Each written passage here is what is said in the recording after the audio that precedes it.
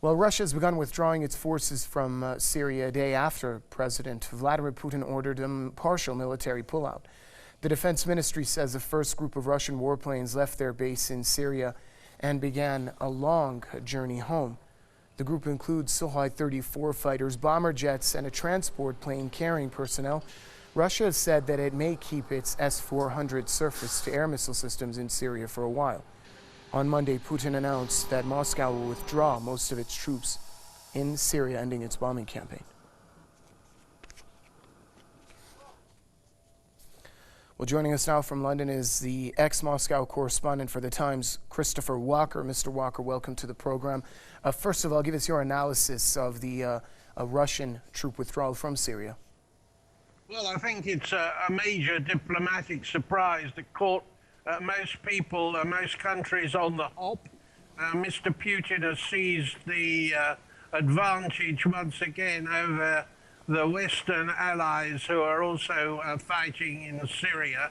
And he's thrown down really a gauntlet, as it were, of peace, in that he's shown himself to be capable of taking a quite strong, peaceful gesture at the time that the Geneva talks are beginning slowly to start inching forward.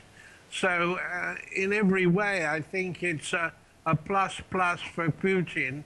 And in the West, it's also being welcomed. But there is a slight doubt about what might make the Russians go back again if the current ceasefire breaks down. But on the whole, this is one of those rare good days in Syria, which there have been so few in the last 5 years. Mr. Walker, of course, this action by Russia will most likely be seen in a continuation of the peace process and the talks that are going on Syria. But of course, should it be required, the bombings will continue against the terrorists and Takfiri groups in Syria. Yes, that's clearly what's been stated and is expected.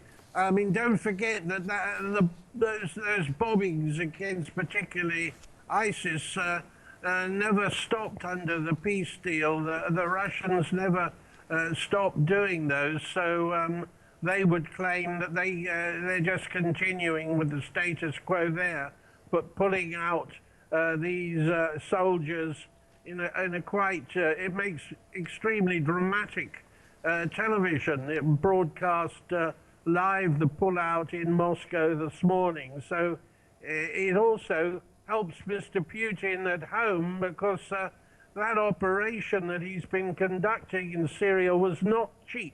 And the Russian economy at the moment is in a pretty doddery state. So in a way, he's helping his image in the world, and at the same time helping the Kremlin coffers from draining further. Thank you very much, Christopher Walker, joining us from the British capital, London.